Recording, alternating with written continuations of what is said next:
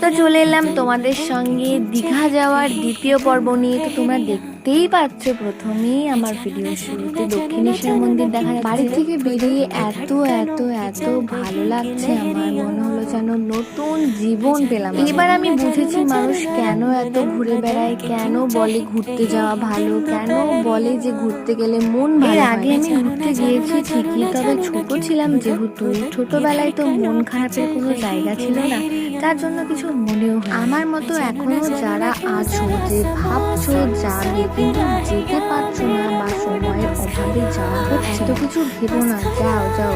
না বাবা, আমি বললাম বলে একদম যে আমরা তো একা একা যাইনি, সাথে আমাদের ম্যাম, যার কারণে আমাদেরকে বাড়ি থেকে ছেড়েছে। তাই বাড়ির লোককে পটাও বা আমাদের মতো যদি কোনো ম্যাম থাকে তার সাথে যাও, না হলে যদি বন্ধুদের সাথে অ্যালাউ করে তাহলেও চলে যাও। চা পাগল মানুষের সাথে যদি তোমরা কোথাও ঘুরতে যাও তাহলে বুঝতে পারবে রাস্তায় কতবার দাঁড়াতে হয়।